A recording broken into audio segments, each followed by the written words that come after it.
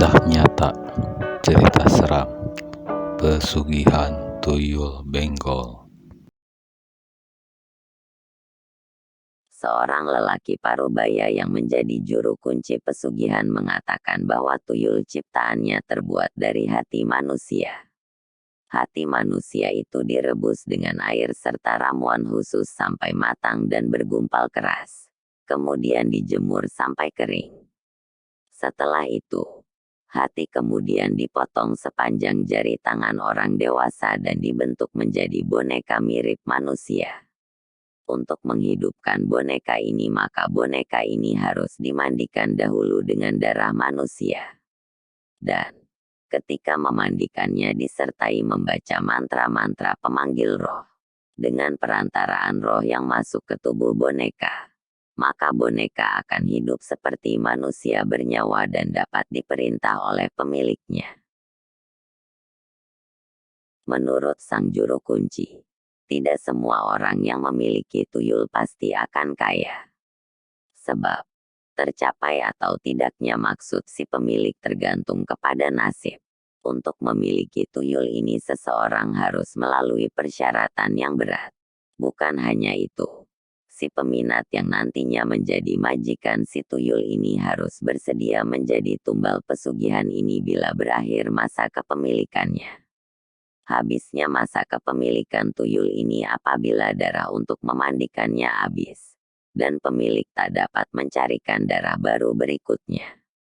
Jika sudah begitu, dalam waktu singkat tuyul ini pasti akan merenggut nyawa majikannya dan hati majikannya ini akan diambil lalu dibawa ke tempat pesugihan di mana ia mendapatkan tuyul itu.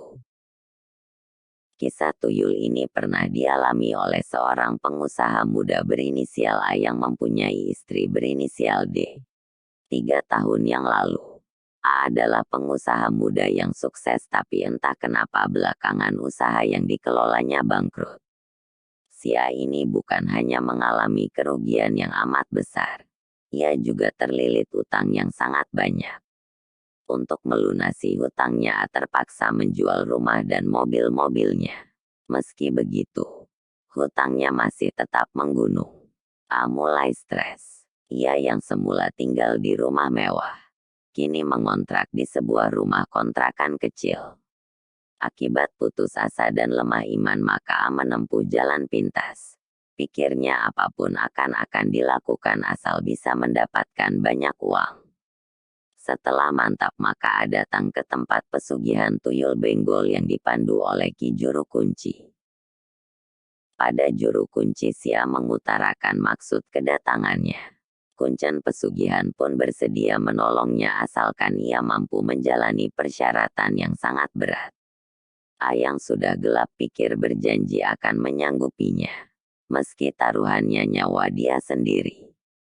Sang Juru Kunci langsung mengajarkan A mantra pemanggil roh untuk menghidupi tuyul. Setelah hafal dan menjamin A dapat menggunakannya, kemudian dilanjutkan dengan upacara kias penobatan.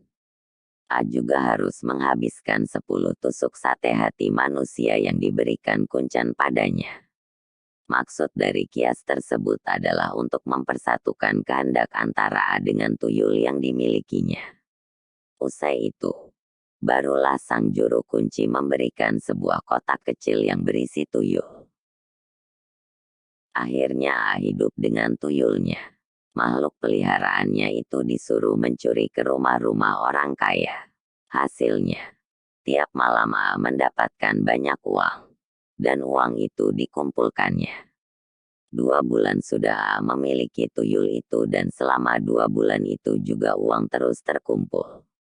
Pada suatu hari A menghitung seluruh uang yang telah dikumpulkannya.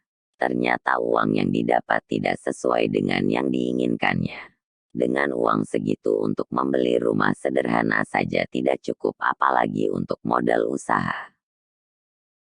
Akhirnya A memutuskan menghentikan kerja tuyul peliharaannya.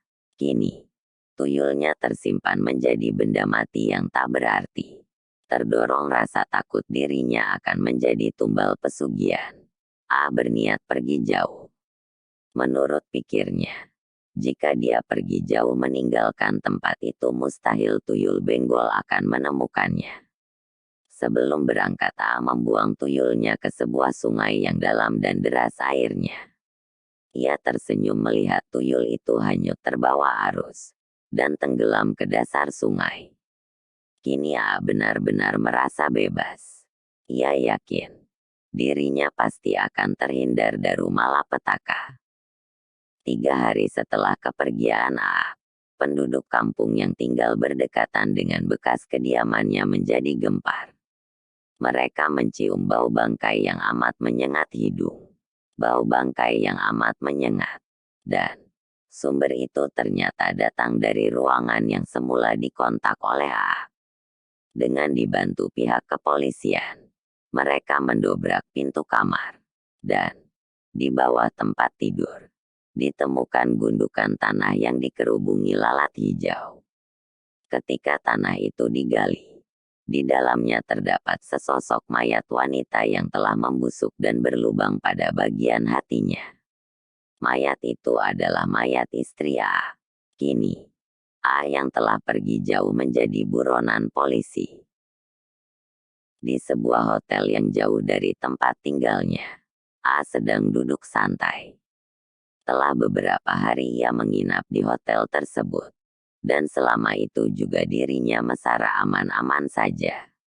Ia tidak sadar bahwa siapa saja yang telah bersekutu dengan setan, apalagi sampai mempertaruhkan nyawanya saat membuat kesepakatan.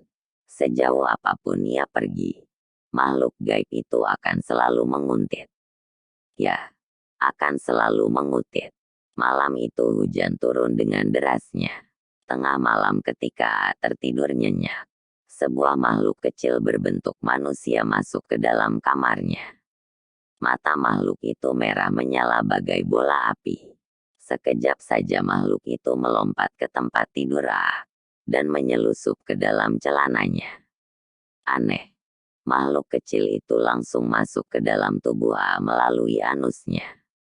A tersentak dan langsung bangun. Tak lama kemudian, ia meronta-ronta karena kesakitan yang teramat sangat pada perutnya. Tak lama kemudian darah menyembur deras dari mulut dan anusnya.